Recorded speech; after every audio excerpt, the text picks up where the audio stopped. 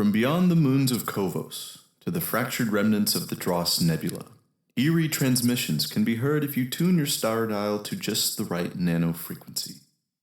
One signal in particular enchants listeners with tales of heroism, treachery, romance, and discovery.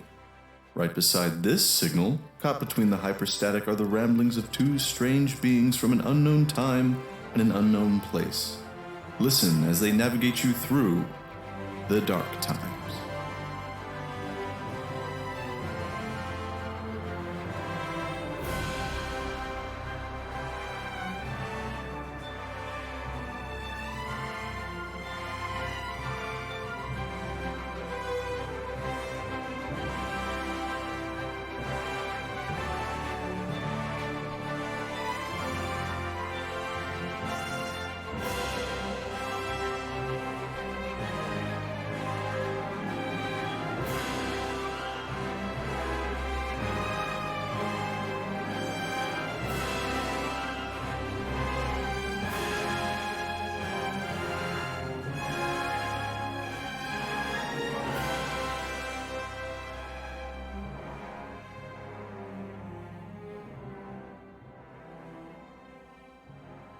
Welcome back to The Dark Times, a self-indulgent piezo propaganda podcast.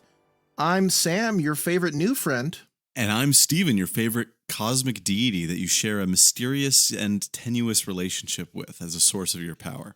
That's called being a podcaster, Steven. What are we doing? What are we doing here? Where am I? I look at myself in the mirror and ask myself that question every day, Sam. You had a grand idea of introducing our Starfinder 2nd Edition Field Test number 1 recording with our broader audience, and then recording another review for the Field Test number 2 release and giving that to everyone as well. Oh yeah, this is kicking off our spin-off podcast. I'm only slash half joking, you know, not a full half joking. In the spirit of transparency, it's something we aspire to. We don't think it could supplant, you know, our love for SWSE or even our podcast for SWSE, but you know, it's something we've toyed around with. This is the perfect. It's the culmination of all things. I feel like, Steven. Not to say it like an evil overlord. This is the culmination of all things, Steven. It's a culmination of all podcast greatness, Steven.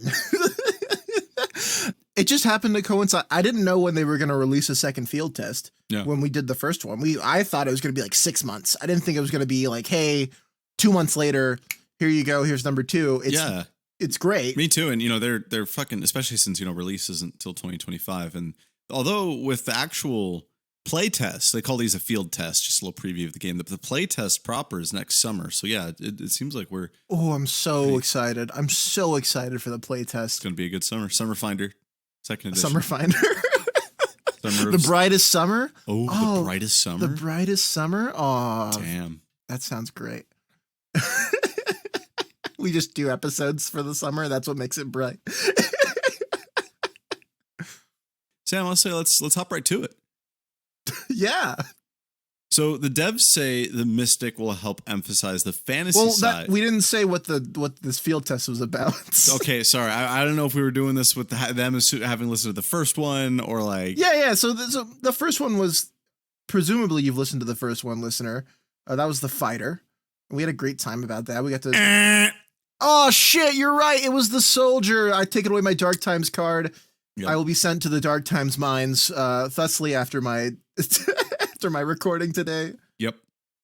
But today's field test is the Mythic.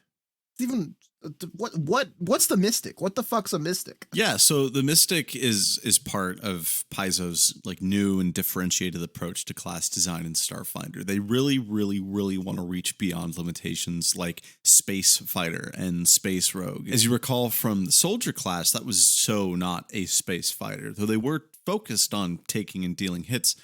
The way they did it was quite distinct from the fighter. A good example is their key ability score was actually Constitution. All of the soldiers' abilities were balanced around, you know, these just dealing massive waves of damage across wide areas, and then also being able to absorb damage at the same time. Really, really interesting stuff. Definitely aspects that have been touched on by fighters before, but you already have this inherent understanding of how Paizo does classes, Sam, is I imagine like various like spectra of different things that a class can do. And, the average Paizo class takes like 3 of those things and does them to a degree. The fighter's a great generalist when we talk about Paizo world, like both Pathfinder and Starfinder. But there's other classes like the gunslinger, archetypes like the duelist that embody and kind of further emphasize different things that the fighter can do, just takes them to a higher degree while sacrificing all the other things that a fighter can do. You mean a system where the classes can have like 2 or 3 things to hyper focus on and be really good at? That sounds familiar and somewhat warm and comforting in this dark void of space. Right. And I think a few similarities to what you're thinking on, Sam, will manifest here in the Mystic. So the Mystic, if we're talking in to use Paizo speak, is a support-based spontaneous spellcaster that can focus on divine or primal traditions. And for those who don't know or aren't familiar with Pathfinder, traditions are sort of the different schools of spells that you have access to, and there's a lot of overlap between them as well. Yeah, and I think D&D has schools D&D of magic, right? has them, but they're not. I don't think they're as important for spellcasters. Cool. Yeah, because a lot of them just kind of get all the spells. Yeah, casters in Paizo land, as I'm probably just going to keep calling it, in the because you can't call it Pathfinder land anymore. No, I just because call it's Paizo land the now. Finder verse. I don't know, but like, the Goblin verse, maybe. Hey, that's nice. Galarian. They can have that one for free. Yeah, Paizo, if you're listening, Thurston, I know you're out there. Goblin land. Wait, what did I say? Goblin verse. I don't know. Oh, but man. yeah, so the spell traditions are there's divine, primal, occult, arcane, some other shit. I think that's all of them. But there might be another 4? one. I feel like there's 5. What would it be? I don't know. Friendship. Friendship. Well, someone will fill those in for us, I'm sure. Pretty much all casters choose one, and then you draw most, if not all, of your spells from this list of spells that have this trait. Many spells have multiple traits. Many spells can be primal or occult or arcane or just a few. Primal is like connection to nature. Divine's like connection to God or life or death, especially. Arcane is like geometric magics, of course. And what am I leaving out? Did I already say primal? Occult. Oh yeah, occult, and I mean like occult's like the weird shit, like undergods and hidden knowledge and things like that. Yeah, the stuff that isn't filled in by the other 3. Yeah, pretty much. Yeah, and if you look, or at is the like spell shunned list, by the other 3. Yeah, it's whatever the other ones don't like or don't know. and so you can already, those of you who know your game as well, probably can see where this is going. The Mystic kind of fills in the space between a cleric and a druid. It's kind of both while being neither. And it can also be quite many things, but there's one thing it does really well, and that's healing. And the way it does healing is super fascinating, and you'll see why in just a sec. The Mystic has a connection that gives them access to a wide host of spells. You get the dealer's choice of divine or primal.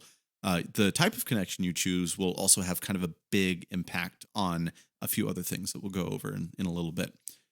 The Mystic Special Bond lets them form special bonds with up to 10 other allies, and these are kind of the threads by which you affect, heal, and buff your squad mates.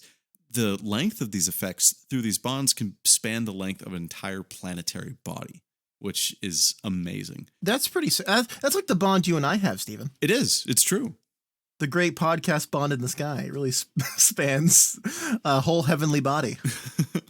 And then you also have your Vitality Network, which is an intangible pool of hit points that can be pulled from to heal as a single action, which is fucking nuts to me. Like, with this class, it's going to be possible to heal in the double digits with a single action. When I read the field test, and I guarantee, listener, please go read the field test before you listen to this podcast. Yes. When they were like, every class is going to also be able to shoot. Yeah. Because they were like, the emphasis is on ranged combat, so your healers are going to be able to get some heals in, but if they have the action available, they're going to be able to shoot with their cool space gun, which I was like, fuck yeah, because in space, you survive with Space Gun. So eloquently put. And another reminder of a certain system that we happen to know well. I'm just going to read the flavor text for the Mystic right here. It's quite nice. And I'll be reading off of a good chunk of the field test here. And then we'll go into some abilities for the classes and then feats. And then who knows what after that. You are more than just a healer. You are a conduit, channeling the innate, fundamental forces that connect and bind all things together. A force that surrounds us, penetrates us, perhaps. Binds. That sounds very, very familiar, but sure, we'll keep going. You tap into that power and bond with your closest allies. You use a diverse suite of spells to empower your bonded allies, restore their vitality, and punish those who threaten them. By maintaining and nourishing your bonds, you cultivate a cache of vital life energy you can call upon to power your magic. Like a living connection. A living connection, like a big space gel. A wellspring of... A wellspring. Not quite power, but, truth. Maybe something that's visualized by Mystichlorians and their presence. Oh, no. Paizo, Mystichlorians, that's another one you can have for free. Fucking terrible. Their key attribute is wisdom, so that means make sure your wisdom's nice and high if you're a mystic. Their HP is 8 plus their con score, and in Paizo land, as we know, your total and base HP is determined by not just your class, but also your ancestry, which I always really liked. I liked that there was multiple things that determined your health pool, not just your class. Yeah, I agree. Not just your con stats. And not just your con stat either, yeah. During combat encounters, you cast spells to protect your bonded allies and defeat your enemies. You maintain a steady flow of life energy through your vitality network to heal your allies. Depending on the nature of your connection, you can empower them with music, blind enemies with vital energy, or even conjure storms of elemental magic.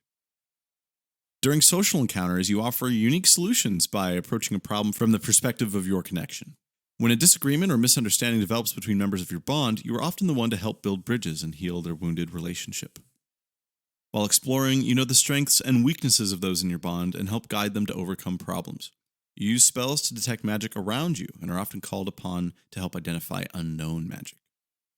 In downtime, you likely spend time connecting with your bonded allies, whether it's taking on the same side hustle, learning a hobby together, or forming a guild in your favorite video game. In Starfinder, actually, Stephen, they're called vid games. I thought that was a typo.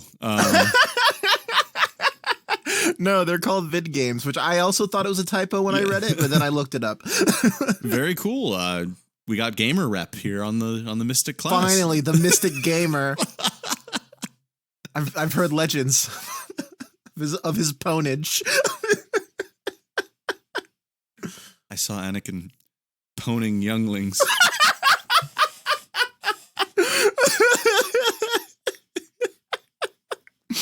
That's pretty good.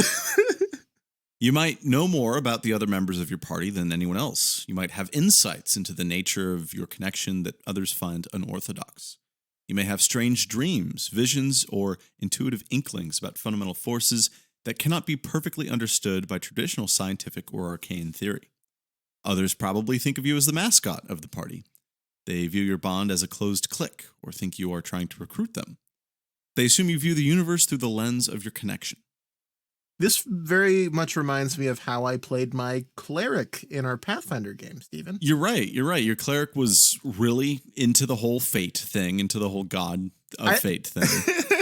He was reluctantly really into the whole god of fate thing. Yeah, it was such a strange isn't the right word, but just unique take on like the cleric. Because he wasn't jazzed about it. There's a word I'm looking for. Strone had surrendered to fate. Yeah, absolutely. And like in the every sense of the word. And he wasn't evangelical about his faith at all. But he was so like for himself, it was everything.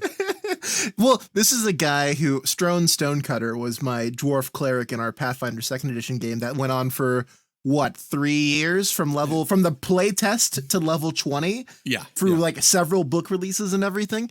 And This was a character who started as a reluctant door-to-door priest salesman. Like, he had things written down on a piece of paper. He would go up and be like, I'm here to solve your religious problems. Point me in the direction and I'll do it. And I like this because he definitely evolved from sort of the reluctant healer to the mascot of the party, to being that sort of like, hey, like, this whole faith thing's kind of weird, but I do believe in these people I found. Yeah. He couldn't deny the results of his faith and of his god, which was always interesting to see, especially when he was faced with other gods and other religions. Despite everything, he still was happy with the hand he was dealt, even though, I don't know, he never asked for it. Strone is complicated and probably warrants his own podcast. But welcome back to the Strone Times podcast. I'm a dwarf. And that's a perfect segue to something I meant to say at the top of the show, is that the Mystic really embodies the fantasy end of the science fantasies. The devs aren't shy about it. This is a science fantasy system from the ground up, always has been, always will be. You know, you can cast a spell called Delete. Like, or a teaser for one we're going to look at later, a spell called Doom Scroll. Yeah. So it's, and you know, this is all going to be perfectly interchangeable and interlopated with the Pathfinder's, you know, pure fantasy approach. And the Mythic is kind of meant to open up the fantasy side of the science fantasy world that will be Starfinder 2nd Edition. And you'll see here just now why I think it does such a great job of that. Let's talk connections. Like the ones you and I have? Yeah, this is a lot like that, but far less sexual. I'm keeping that in. Come on. Got to. All mystics have a mysterious connection with some force that grants magical powers. The exact nature of that connection can vary widely, and even mystics who share the same connection may interpret it differently. Your choice determines the type of spells you cast, the spell tradition you choose spells from, and the additional spells you learn, your additional trained skill, and the harmony benefit that further expands how you can use your vitality network. You also gain special focus spells based on your connection. The harmony benefit sounds like a multi-level marketing scheme. Right. Like, I get 5 friends connected and they get 5 friends connected. Oh my God. And then our harmony benefit goes upwards. You're fucking right. The Mystic is just a fucking Ponzi scheme. Is a Ponzi scheme a pyramid scheme? Yes. It was the same? Okay, good. I won't sweat it then. And there's another blurb that says mostly the same thing from further down in the field test. Your connection is a mystical force that grants you magic. It could come from a divine patron, be a manifestation of the wider cosmos, or even come from some unique event that happened in your life. While two mystics with the same connection may have similar abilities, how they view their connection can vary wildly. Note that not all divine mystics serve deities, and some deities can even grant a mystic a primal connection. Mystics who serve deities are not limited to specific connections, but the connections granted should mesh with the deity's core edicts. So catch that, Sam. You can have a divine connection to a god, or even a primal connection to nature or god, all optional in this class. Not like a cleric or a druid, where, you know, the scope of your abilities is deeply and intrinsically tied to an ability or a particular type of nature. They've surpassed religion. They finally did it, those bastards. They made religion optional for the cleric. What the hell? That's my whole deal, dude. Oh, well, that's the key thing that makes this class stand out from both the cleric and the druid, that it's a kind of, you know, and Paizo does this a lot, it's a build your own caster in many ways. And I love this approach. The best thing about SWSE, and one of my favorite things about Pathfinder, is that, you know, a level 1 fighter, a level 1 soldier, a level 1 cleric, a level 1 noble, you can't count how many different possible level 1 characters there are in both of these systems. And it's one of my favorite things. There's other systems where this is not a priority, where just about everyone's level 1 fighter, level 1 cleric, level 1 hexblade warlock all pretty much look and act the same. And, you know, that's where, you know, the argument, and it's Steven, yeah, hexblade warlocks, you don't get to choose a pact of your warlock class until level 3. I'm going to be leaving a 1-star review on this podcast. Thank you Thank you, Willie Watsy. Willie Watsy.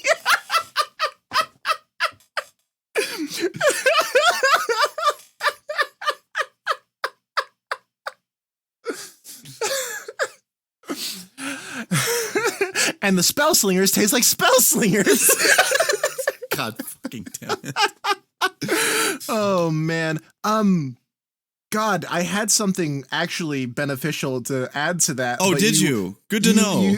You tossed Willie Watsy at me like a live grenade, and it blew up in my face, and now I've forgotten. I'm just going to assume that we said everything intelligent that we could about connections. Yeah, well, So just far. that second paragraph, we covered it. We're good. Yeah. And the spell slingers taste like spell slingers. That was so pretty funny. good. Come It was on. really, really good. So you've got two choices for your connection. And hey, if you're new to Paizo games, come over here. Let me tell you a secret. There's only two connections here, and they're awesome.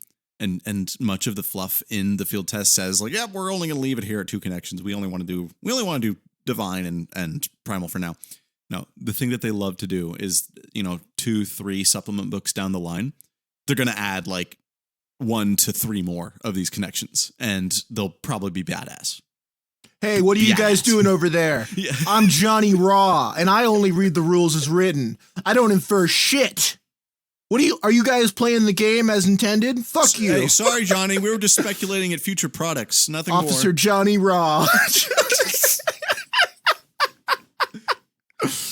How dare you? I think I've seen a video that featured a character named Johnny Raw once or twice. I hope not. That was a joke about pornography. Yes. Oh, okay. Healing connection. You manipulate the tapestry of life force that connects all living things. Get out of my fucking head, I swear to God. Just another Tuesday. Yeah. You are in tune with a vast tapestry of universal life energy that binds all living things. They are not subtle at all. Oh, I love it. I love it. Allowing you to subtly manipulate the ebb and flow of this vital power. Spellcasting tradition is divine. You get the connection skill of medicine. You are granted the spells, Analyze Target, which is a cantrip, and then Motivating Ringtone, False Vitality, and Vampiric Feast as first, second, and third level spells. You also get a special connection spell, which we'll go over one of these later, called Vitalize. These are the focus spells, and what a focus spell is a little specific, but not hard to grasp at all. You'll see. And then this connection's harmony ability, it reads as follows. Whenever you cast a healing spell on a bonded ally that restores them to their maximum hit points, your Vitality Network regains the excess hit points the spell could have restored up to your character level. Temporary hit points do not trigger this harmony.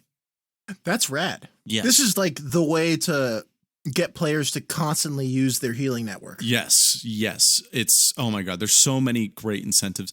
And the field test goes over this in depth. The devs really think they found something with this where they put players in a very interesting tactical position where, okay, I've got my big healing pool. Do I dole out little heals here and there to keep everyone topped up, or do I save a big heal for the bomb that's going to hit the tank down the line? Like, it's really, really cool. I'll tell you, Steven, as an experienced cleric in the Pathfinder 2nd Edition system, I put a lot of into those heal spells. I took a lot of them because you need them. And I'm interested to see how the Mystic is going to change healing from a forefront of being this sort of caster to like the super cool side benefit that you get for just being the caster. Yeah, you know? Seriously. And honestly, it makes a dedicated healer's job so much easier. You were a dedicated healer through and through, but you had to juggle multiple spells across many spell slots. You had healing items, you had potions, I had my medicine skill. Yeah. And, we were no strangers to it. There was a wide array of, diverse healing options that you memorized through and through, and you always knew which one to throw at which problem. I was a well-oiled machine as a healer. As a level 20 healer, I was like, I've got my action, I've got my 2-action heal, you got my extra action to move, whatever I needed. It was ready. Amazing to watch because, in the span of turns, I would see your brain just click together, finding the optimal maximum because, some of us would be like, hey, Sam, why don't you use a healing spell? You're like, no, if I do that, I won't get maximum healing. I have to do this X, Y, and Z. If I use my healing gloves, my healing potion, I have to go over here and stand here. We can get 80 maximum hit points. I don't even have to roll for it. And I'm like, well. Yeah, if you guys stand next to me right now, in the next 12 seconds, I will overheal us. Yeah. And it happened every time. Like, really yeah, that's fun. right. It was like, you were like, yeah, forget the healing spells. I have this ability. Just come over here, rub my bald head, and, and we'll heal give me a up. little kiss on the forehead, and it'll heal you up by 4d8 hit points. Yeah. And it's so good. The other choice you have for your connection is rhythm, and this one's actually really cool. You hear the cosmic melody that moves all observable things in the universe. You're able to hear the melody that moves the cosmos and resonate that connection through the power of audible rhythm and the universal vibrations known by many as the Song of the Spheres. I know it as Huey Lewis in the News, personally. Oh. Careful, Sam. That's risky business. Oh, this guy. It's the power of love, actually. Oh, that's great. Actually, Sam, I'll be right back. I have to organize my music collection. The spellcasting tradition for rhythm is primal. Their connection skill is performance. And again, we'll go over the relevance of that skill in a second. Their granted spells are as follows. The cantrip is Summon Instrument. Their first level, Sonic Scream, Noise Blast, and Enthrall on their second and third level spells, respectively. Primal performance is what I call a night with your mother, Steven. Okay. I'm sorry. I can cut that out. No, leave it. It's funny as fuck. Their connection spell is Song of the Spheres, and their harmony abilities when a bonded creature's hit points are restored using Transfer Vitality. That's the standard healing spell that all mystics get. They gain a +1 status bonus to attack rolls and damage rolls until the end of their next turn. If your Transfer Vitality affects multiple bonded allies, you can select only one target for this benefit. This is rad. Yeah, it goes Bard mode out of nowhere. As you and I know, Steven, personally, what's great about the Paizo system, the Pathfinder 2nd Edition, Starfinder 2nd Edition system, is that 10 over an AC or a DC is a critical success. That's so correct. every +1 buff that you get, it doesn't look like a lot, but when they stack up, it's crazy. +1s are everything in the system and can make or break your buddy landing a crit, which is just amazing. I think they mapped it to every +1 you receive equates to like a 15% increase in a chance to crit. That makes sense. That makes sense. Which really adds up, especially if you were stacking these +1 abilities onto your main damage dealer, which, I mean, of course you are, right? Please, Yeah. listener, look at me. Listener, look at me. Please stack them on your main DPS, please. And now onto the Mystic Bond. You've heard a lot about this one. Let's go over it. You can use your connection to form a bond between yourself and others. Forming a bond is an experience that varies from mystic to mystic using a 10-minute activity related to the mystic's connection. That's so... Blunt rotation. Yes. You can maintain a bond with up to 10 other willing creatures, and the bond lasts until you or the bonded creature are no longer willing to be a part of the bond. You are always considered part of your own bond.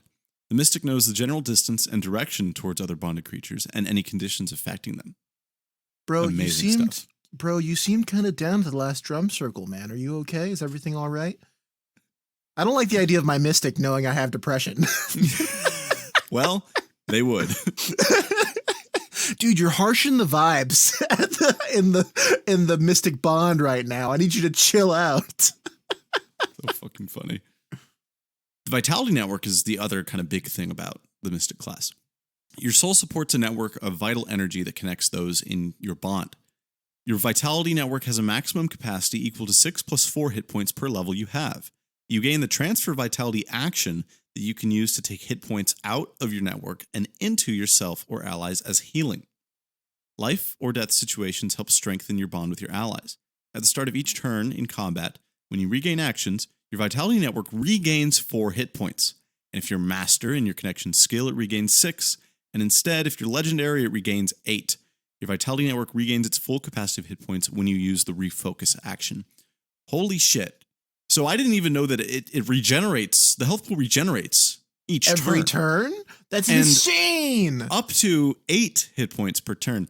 And you heard me say the words there, Master and Legendary. those are skill proficiency ranks in Pathfinder's and, of course, now Starfinder 2nd Edition's skill system. As you level, you will be asked to increase your skills from trained to expert to master to legendary. Most classes get legendary in one skill. In the case of the Mystic, it'll most likely be your connection skill. Certainly. So for healing Mystics, it'll be medicine. And for rhythm Mystics, it'll be performance. Insane to have a performance keyed healer. I Like, can't what? wait to see what other performance stuff is going to go into the Mystic. Yeah. And you're basically a bard. Like, it is essentially bard flavored, but I don't know. It's got a lot less of the baggage that a bard may carry. Well, yeah, because your cantrip is summon instrument, not seduce bartender. Precisely. Actually, my cantrip is respect women. Sheesh. There's a lot more here on the field test. A lot of it is just the boilerplate Pathfinder 2nd Edition casting stuff. To get a glimpse at how casting works in Pathfinder 2nd Edition, it's a little different than you might be expecting. Do go over that. It's nice. It's fun. It made casting in RPGs make sense to me. So we're not going to read it here, though, because it's literally printed on every class page for every caster in every Pathfinder book. And it's not sexy radio, really. But just like last time, we've got some feats here, and I've picked out 3 that we can go over that I thought were particularly neat. Though, however, there's like 12 more in the field test for you to look over. Maybe like 9 more to me. They were like, "Hey, here's a fuck ton of them." Yeah. So yeah, enjoy these and do take a look at the rest because they're really, really cool. The first one's a level 1 feat, and it's going to knock your socks off. Network spell. 1 action to use, feat level 1. If the next action you use is to cast a spell with an area, range, or target, the spell manifests from one of your bonded allies you can see within 20 feet instead of yourself. Use the ally's space to determine the source of the spell, including range, line of sight, and line of effect. While this may fool someone who only sees your ally into thinking they cast the spell, unless you are hidden or the spell has the subtle trait, any creature able to see both you and your ally can easily determine that you are the source of the spell. If the spell has the subtle trait, you and your ally may cast the spell in a way that makes the ally appear to have cast it on their own. I love this. So your network now, which is your party, plus, it's up to 10 people. So like the mercenaries you hire, your buddies, whatever. Each one can be a conduit from which you can cast a spell from. Your possibilities for spell casting just like exponentially increased. All right, 2 things, Stephen. Yeah. You and I both know in Pathfinder 2nd Edition, the main thing about being the cleric healer was being next to someone who to do a touch level spell or anything like that. Yes. This takes that and just blows its fucking socks off, like you said. Yeah. Also, I'm glad they covered it because the first thing I thought of when I read that you can use someone else as the conduit for your spell is like, hey, can I pull some cool charlatan actions and be like, actually, this guy is casting the spell, not me. The answer is yes and yes. I'm glad they thought of it. I'm glad they did because It's you know great. it was going to happen. Of course. And, there's no fucking point in a touch range healing class in a ranged combat focused system. That would suck. Big time. We don't have that problem here. And it's amazing.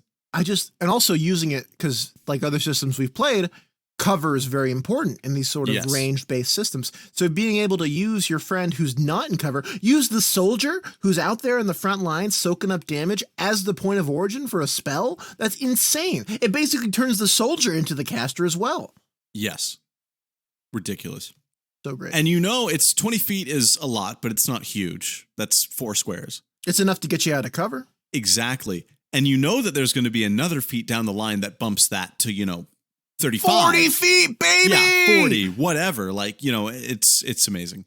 I got the long distance plan on my network spell, Stephen. Next up is Vital Boost, which is actually a reaction, feat level 2. The trigger. A bonded ally within 20 feet is about to roll a saving throw.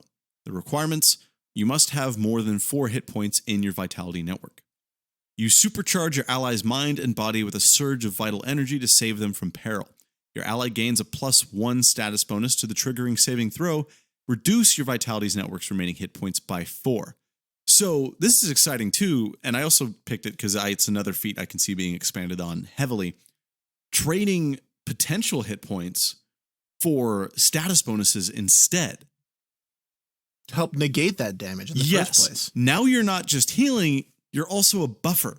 And your Vitality Network is a currency with which you buff. It's remarkable. I'm excited. The final feat I selected for us today is Void Warranty. Come All on. have amazing names. It's also one action, and it's a feat level 4. With careful diligence, you guarantee that vital energy lost from a target is caught by your Vitality Network. If the next action you use is to cast a spell that deals void damage to a single target, and the target loses hit points from the spell, your Vitality Network gains hit points equal to twice the spell's rank. So I think it's Divine has a lot of void damage spells. I'm really not sure. But obviously this is something you would pick and then think ahead for the next time you choose spells. Pick up a cantrip, pick up some first level, second level damage dealers that do void damage, and literally just fill up your Vitality Network. It's quite literally a void warranty. That's fucking hilarious. Yeah.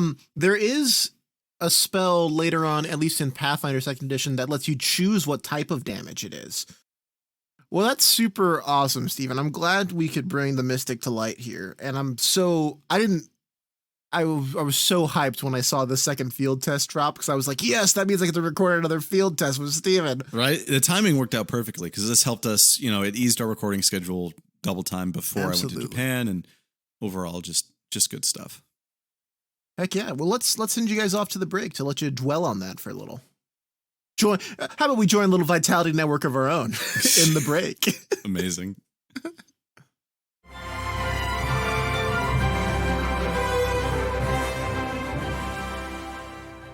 Welcome to the break.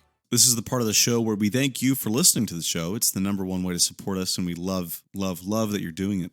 I have a couple other ways to support the show if you're feeling particularly grateful for the very hard work me and especially Sam puts in every week for this little number. We take time away from our working hours during the week to make this pod. It's a fully volunteer effort, fully listener funded. We're proud to do it, and we love the community that's propped up around us, and we couldn't be more thankful for each and every one of you. The Patreon is the easiest way to support us monetarily and directly. There's 2 tiers on our Patreon, a $5 tier and a $10 tier. 3 months of patronage in the former gets you a sticker, exclusive to patrons, by the way. And the membership in the latter gets you an exclusive sticker and t-shirt. And let me tell you, they're actually quite nice. A logo designed by a friend of ours, designed by us, and then kind of refined refreshed. by a friend refined of ours. by an actual artist. Well, Sam's an artist too, but yes. I'm not. Yeah.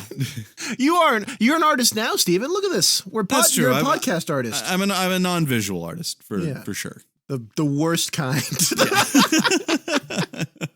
Musician. Jeez.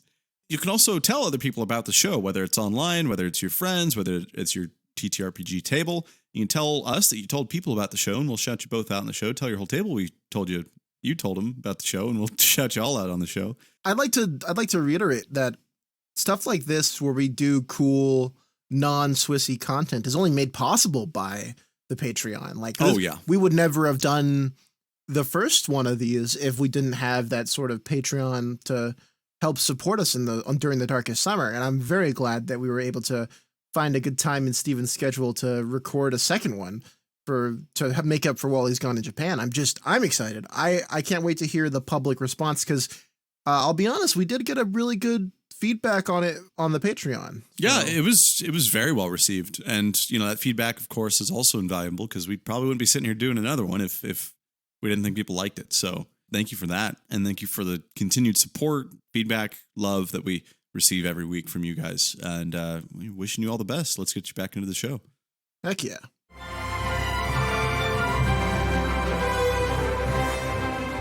Steven,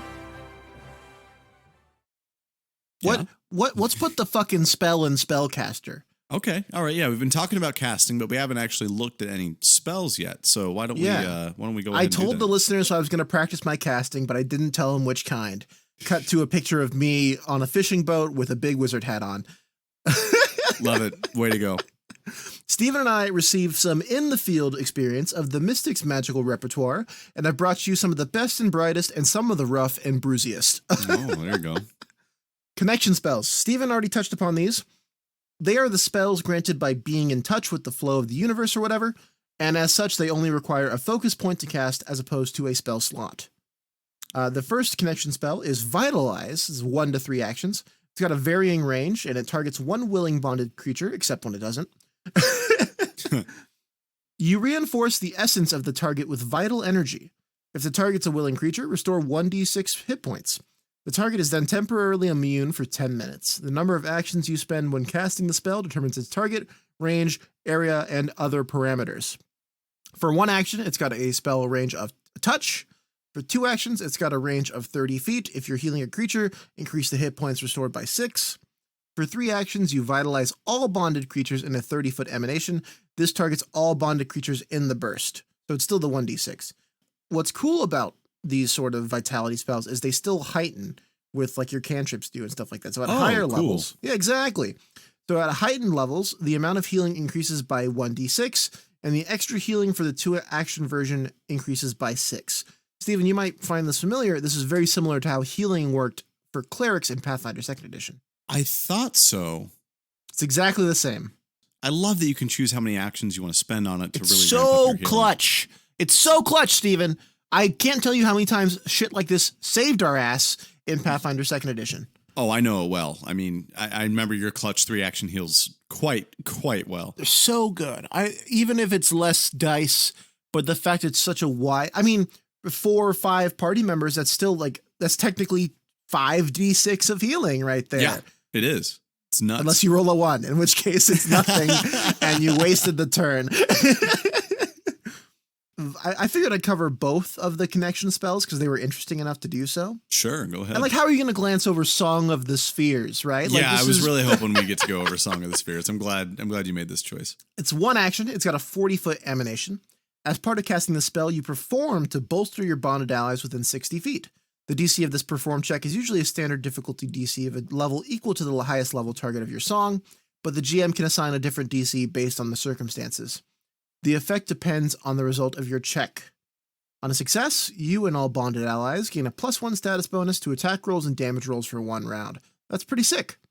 On a critical success, it's the same as a success, but the effect lasts 3 rounds. Ooh, barding. Oh, barding. We're barded, buddy. We're barding. For a failure, it's still a success, except it only affects you and 1 selected bonded ally within range, which is super nice.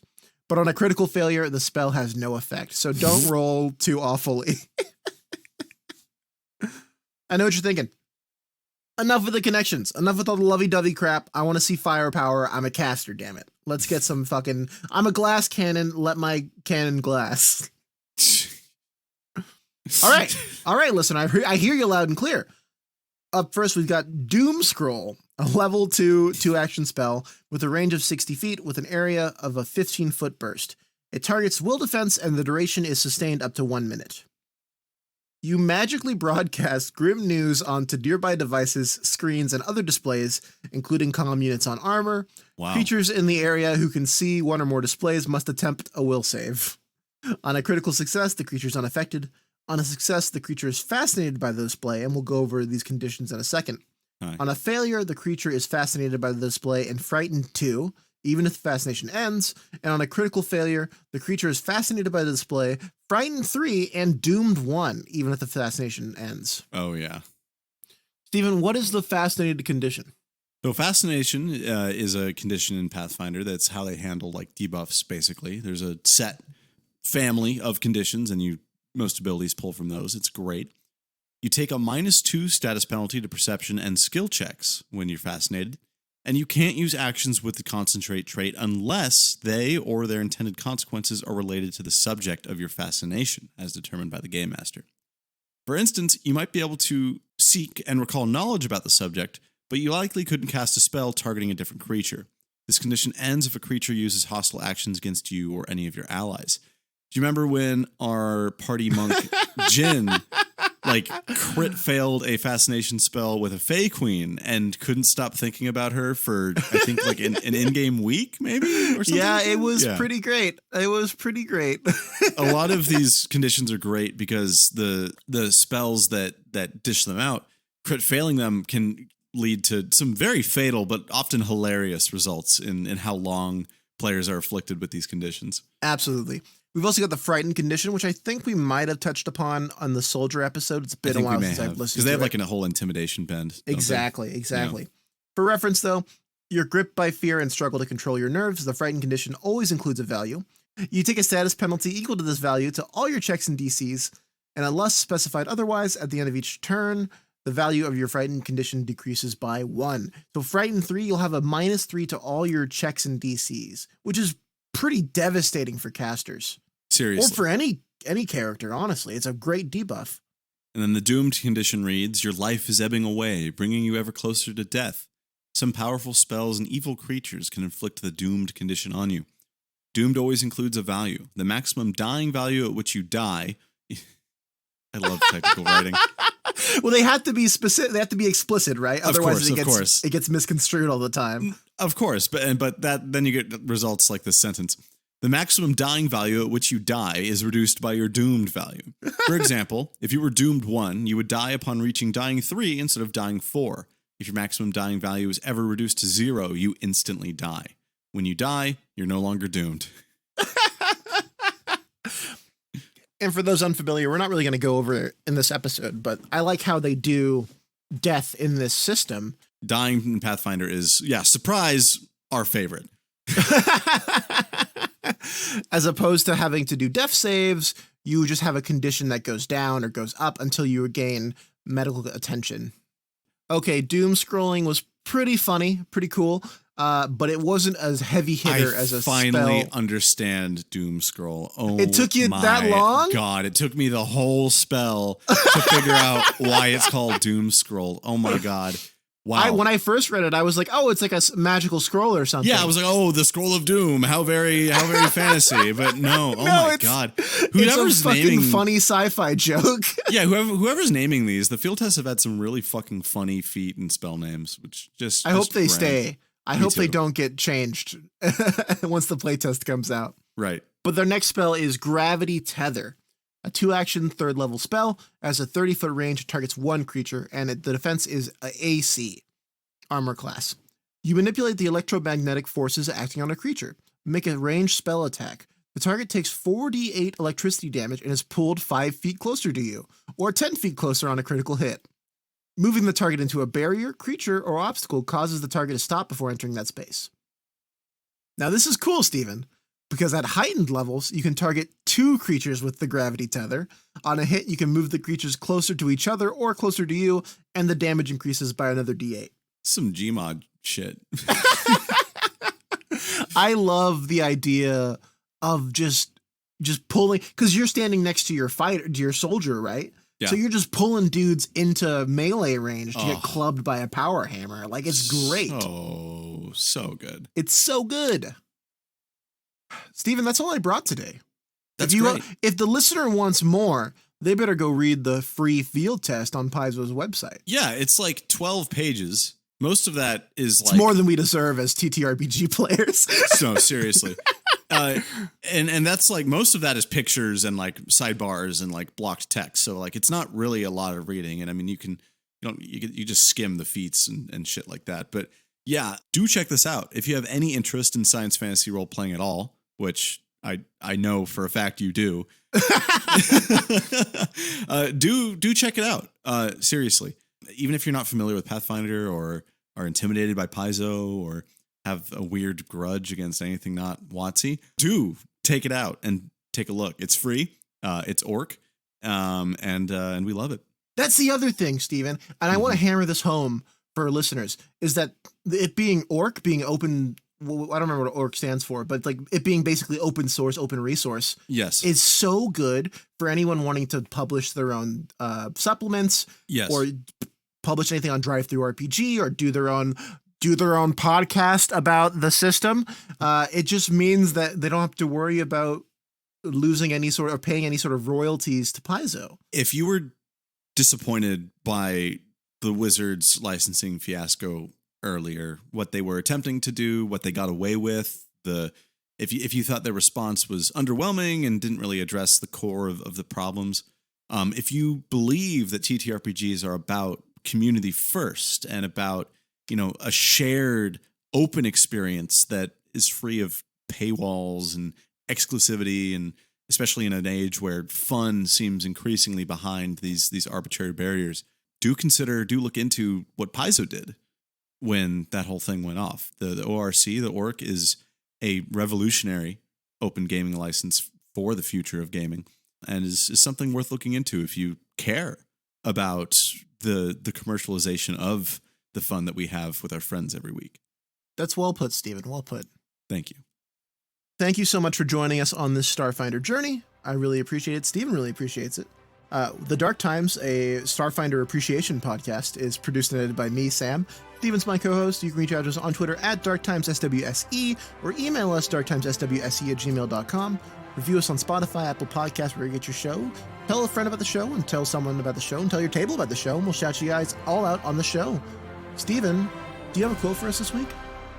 Every one of us is, in the cosmic perspective, precious. If a human disagrees with you, let him live. In 100 billion galaxies, you will not find another. That's Carl Sagan. I'm Carl Sagan. Incredible. I'm Carl Sagan. By the time you listen to this recording, the electrons will have traveled back and forth 1,000,000 times over. Isn't that nice? Cool? Yeah, that's probably true too. I'm pulling numbers out of my ass, but that's probably. Thanks, Carl. Thanks, Carl. We'll see you next time, Carl. Good night, Good night, everybody.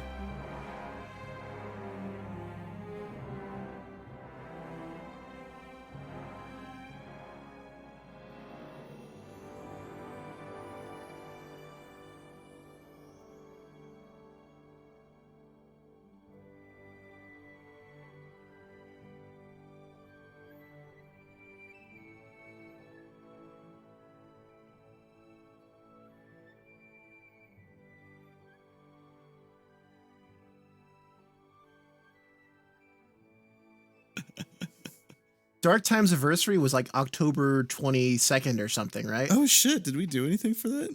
We didn't do anything for last year, that's for sure. We definitely didn't do anything for this year either, but maybe that'll change.